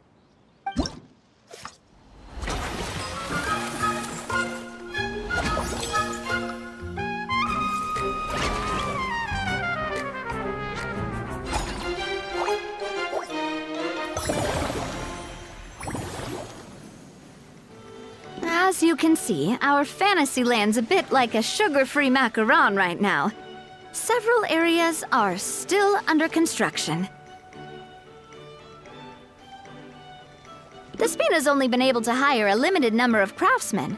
Besides, we don't have enough experience to handle. That's why I chose to adopt a time slot-based planning method. Upgrading facilities, expanding the venue, hiring staff. So it's our job to allocate precious time slots as we attract more guests and earn money, which will allow us to divide each cycle into finer time slots, which will let us get more. So we'll be limited in the decisions we can make and tasks we can focus on, which means we have to use our limited actions and more to kind of like playing chess or cards then. Cooking up a strategy and Paimon thinks she just about gets it. How do you feel about it, Traveler?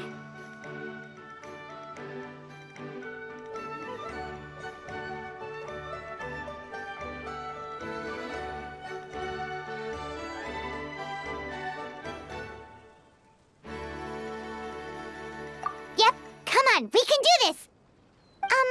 You mentioned standardized strategy guides just now. Does that mean there are non-standard ways to take part too? Of course. Film and entertainment mean different things to different people. And there's gonna be a wide range of exciting activities for people to try out. If we're not careful, some visitors might wander off and end up getting in trouble. And others might pick up dangerous props by mistake. To avoid confusion, we need to create a standardized strategy guide. Wow, if we're the first ones to test out the activities, who knows what surprises there could be waiting for us? But if we hit a tough spot, we'll just have to rely on our skills to carry us through. Hopefully it goes without saying that I'd never put you in danger, partner. I carefully checked all the existing activities before you arrived, and I can assure you that they're all perfectly safe. I also wanted you to experience the activities before anyone else gets to. It'll be fun. Plus, we'd like to hear your thoughts and suggestions. Oh, those are two things Navia is best at! Making people feel safe and having fun! Great! Well, I can't wait to hear what you think. Your input is super important to us. All right then, let's start with Eclectic Escapades and put our first guide together.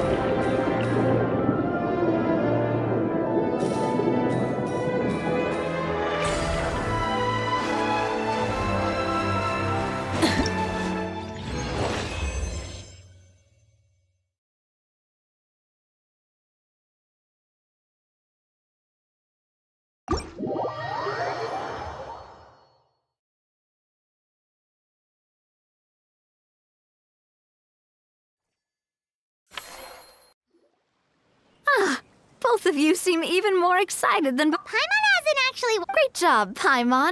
They'd be beyond... Some have even... Out of their own pockets? That's right. While the Spina di Rosula covers the cost of basic... The cost of the booth itself isn't... Take our official mascot, Sir Intendant Chevalmoran, for instance. Many people have expressed interest in designing cushions based on her image, using the highest quality fabrics and hiring the most skilled artisans to mass-produce them. These cushions will officially go on sale at the next... Sounds irresistible, right?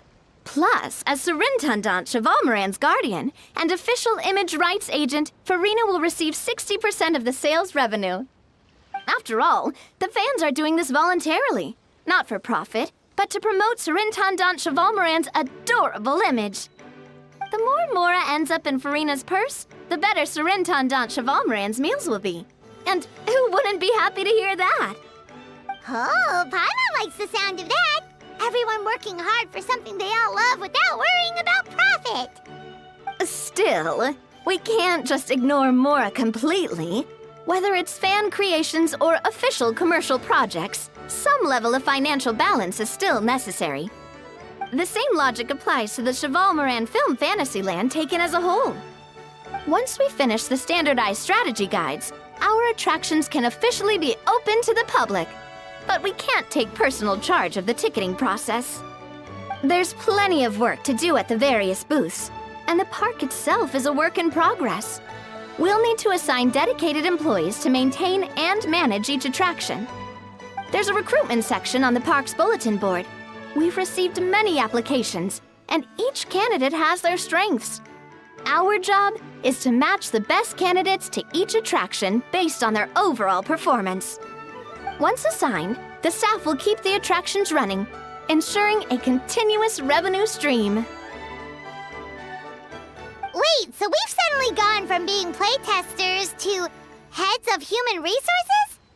That's definitely a first for us.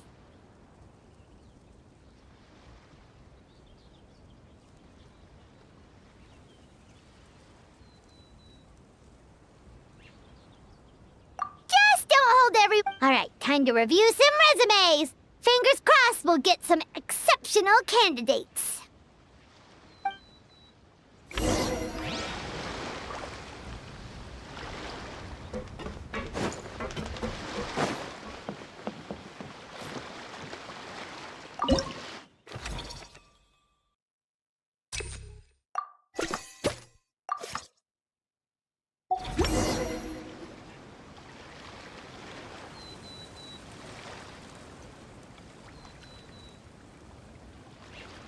Looks like this particular employee is really getting into their role. You're both doing great. You sound more like bosses than I do. In any case, with this, the Chevalmoran Film Fantasyland, running a theme park is a long-term project. We're just about done with our current work setup, so let's take a short break and wait for this cycle's revenue report to come in.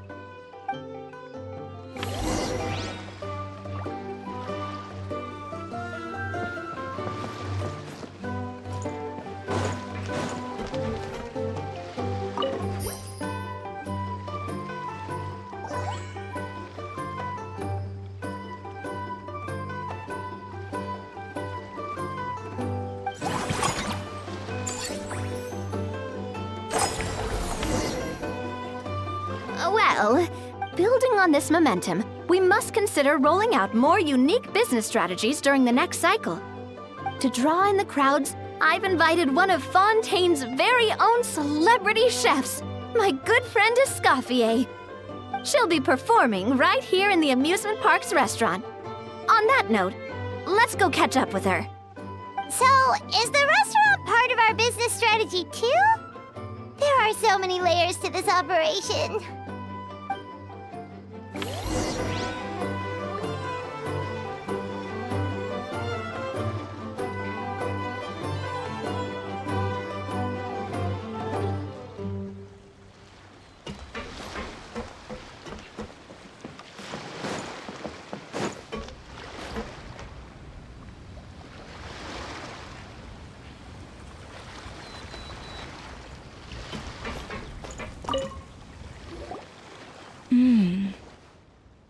The restaurant is up to standard, and the waterside location will make for a unique dining experience.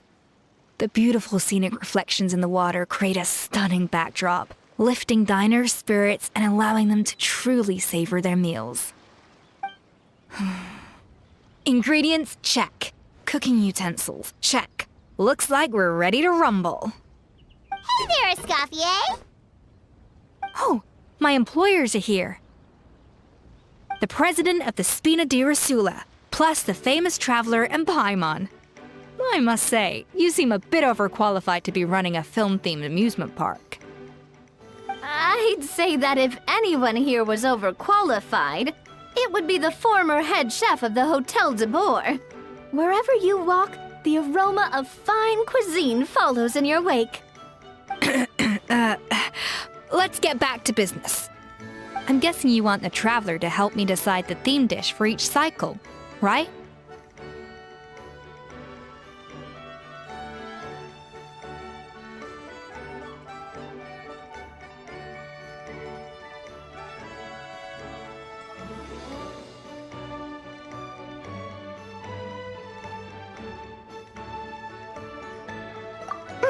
This is the business strategy I mentioned earlier. Using Escoffier's top-tier dishes to attract more visitors to the park. But this isn't just about attracting visitors. Her culinary masterpieces will surely have other surprising effects.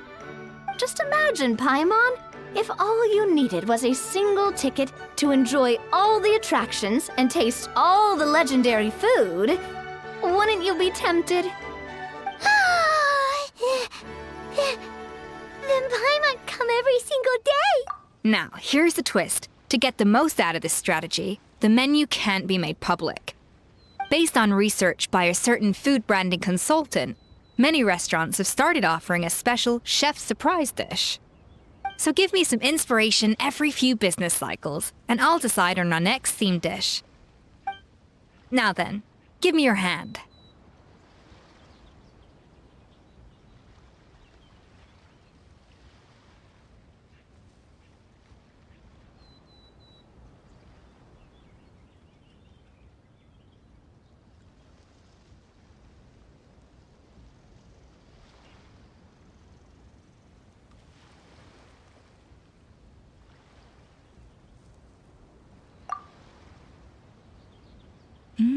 A warm and energetic feel.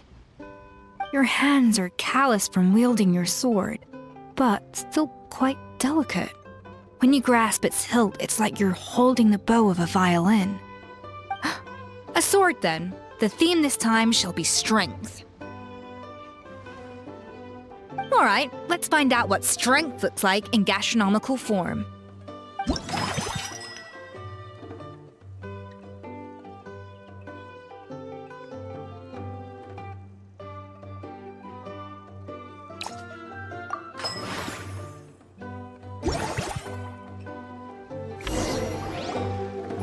I've refined the sauce for these barbecue ribs.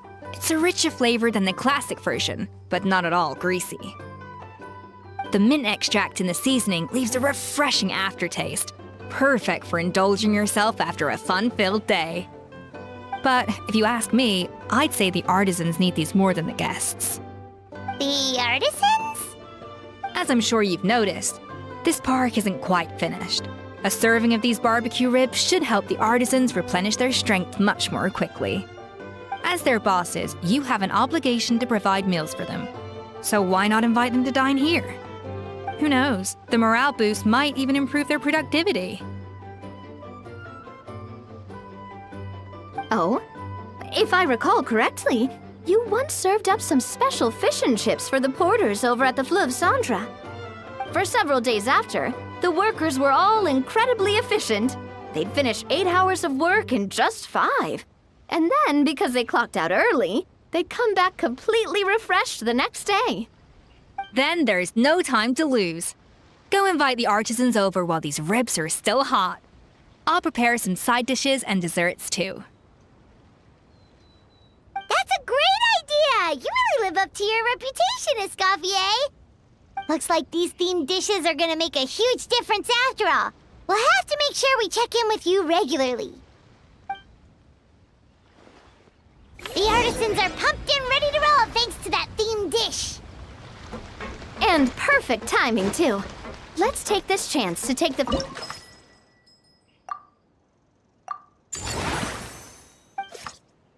We should be able... That's right. Based on my... An attraction will reach... When that happens...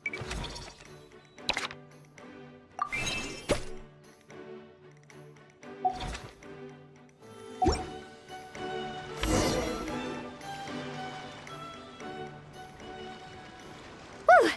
That should be everything. Looks like you've pretty much mastered how to run this park. Huh? Have we really? about it, we have learned quite a lot. Oh, not at all. I imagine but don't let that. Whoa, see? From here on out, we'll...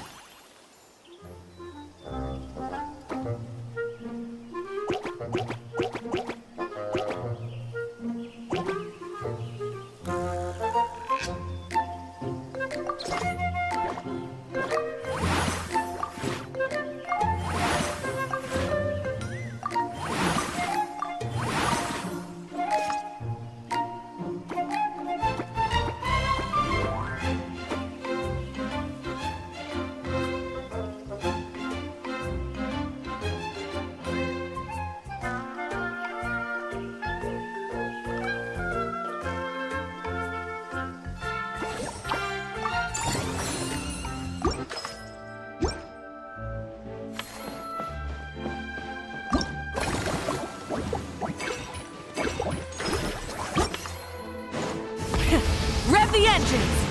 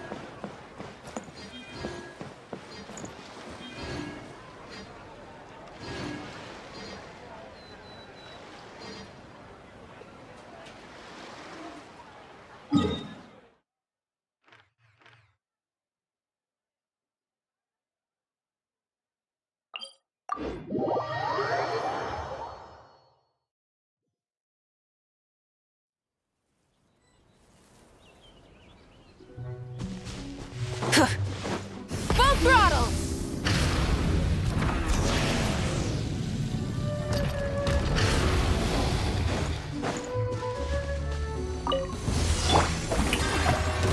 Let the world collide! Fulfill our pact! Light it up! Pyroclastic surge!